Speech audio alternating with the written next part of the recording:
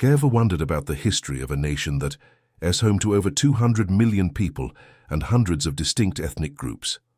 Let's journey back in time and uncover the epic story of Nigeria, a giant of Africa whose roots run deeper than you can imagine. Our story begins not with lines on a map, but with ancient civilizations. Imagine this. Around 1500 BC, while empires rose and fell across the globe, the Nok culture was flourishing in what is now central Nigeria. These weren't just simple tribes, they were master artisans, creating some of the most stunning terracotta sculptures the world has ever seen. Think about that. Over 3,000 years ago, a sophisticated society was already making its mark. The Nok are a bit of a mystery, but their art gives us a tantalizing glimpse into a highly organized and artistically rich past. They laid the cultural groundwork for many who would follow. As the centuries passed, other powerful states emerged. In the southwest, the Yoruba people built the incredible Ife and Oyo empires. Ife, considered the spiritual homeland of the Yoruba, was a city of legendary wealth and artistic brilliance. Its craftsmen created breathtaking bronze and terracotta heads in a style so realistic it stunned the world when they were discovered. Then came the Oyo Empire, a military and political powerhouse. Using its skilled cavalry and shrewd political structure, Oyo controlled vast territories and trade routes for centuries, becoming one of West Africa's most dominant forces. Meanwhile, to the southeast, the Igbo people developed a unique society. Instead of centralized kingdoms, they were organized into autonomous villages and city-states connected by culture and trade. The archaeological site of Igbo Ukwu, dating back to the 9th century, revealed incredibly intricate bronze artifacts, suggesting a wealthy and highly advanced society with trading links that stretched far and wide. This decentralized structure fostered a spirit of independence and entrepreneurship that is still a hallmark of Igbo culture today, and we can't forget the north. By the 11th century, the Kanem-Bornu Empire, centered around Lake Chad, was a major player. It was one of the longest-lasting empires in African history, thriving for nearly 1,000 years. Its wealth was built on the trans-Saharan trade, connecting West Africa with the Mediterranean. At the same time, the Hausa city-states like Kano and Katsina grew into bustling centers of commerce, crafts, and Islamic scholarship. These cities were crucial nodes in a massive network, trading goods like salt, gold, and leather across the desert.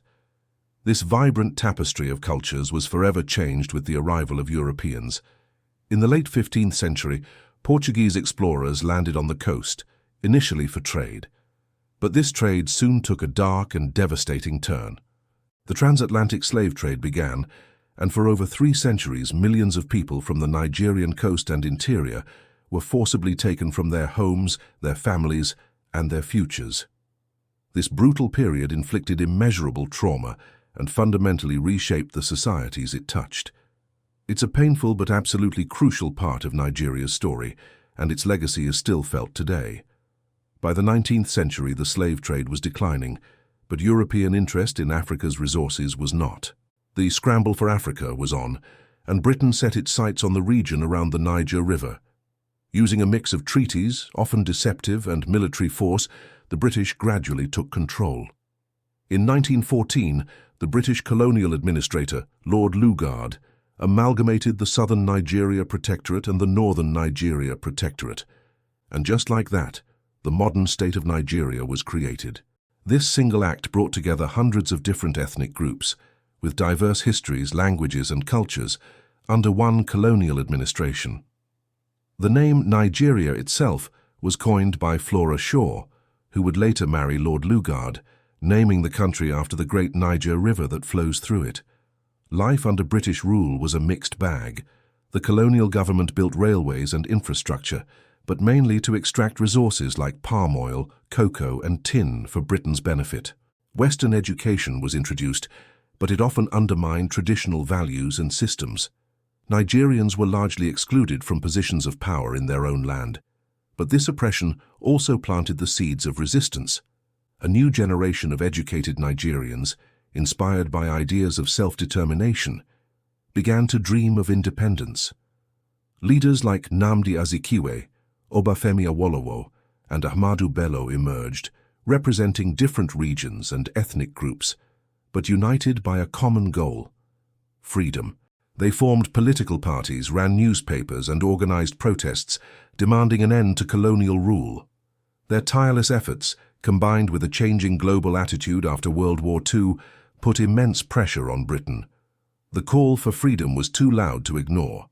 And then, on October 1st, 1960, the moment arrived. The British flag was lowered, and the green and white flag of Nigeria was raised for the first time. The nation erupted in celebration. It was a time of immense hope and optimism. Nigeria, the giant of Africa, was finally master of its own destiny. The future seemed boundless, but the challenges of forging a single nation from such diversity soon became apparent. The political system inherited from the British struggled to contain the regional and ethnic tensions that had been papered over during the colonial era. Just 6 years after independence, a military coup shattered the democratic dream, leading to a tragic series of events. Ethnic violence erupted, culminating in the Nigerian Civil War, also known as the Biafran War, from 1967 to 1970. It was a brutal conflict that left over 1 million people dead, mostly from starvation, and left deep scars on the national psyche. After the war, Nigeria entered a long period dominated by military rule, punctuated by brief returns to democracy.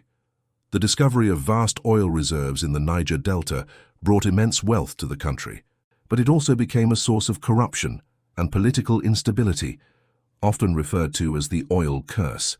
Despite the political turmoil, Nigeria's cultural influence was exploding. This was the era of Fela Kuti and his Afrobeat music, a powerful voice of social commentary that reached a global audience. Nigerian writers like Chinua Achebe and Wole Soyinka, who won the Nobel Prize in Literature, were telling Nigerian stories to the world. Finally, in 1999, Nigeria returned to democratic rule, and it has remained that way ever since. The journey has not been easy. The country continues to grapple with challenges like political corruption, economic inequality, and security issues. But through it all, the spirit of the Nigerian people remains unbreakable.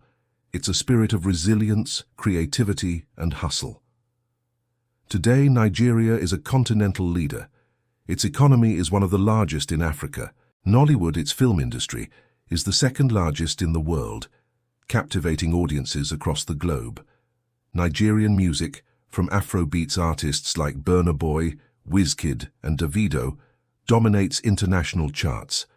From the bustling markets of Lagos to the ancient walls of Kano, Nigeria, is a nation of incredible energy and diversity.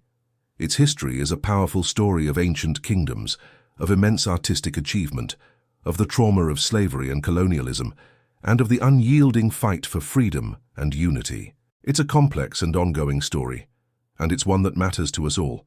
Nigeria's past shapes its present, and its vibrant, youthful population is determined to shape a brighter future. Thanks so much for joining us on this whirlwind tour of Nigerian history. If you found this journey as fascinating as I did, please hit that like button and subscribe to our channel for more deep dives into the stories that shaped our world. Drop a comment below and let me know what part of Nigeria's history you find most interesting. See you in the next video.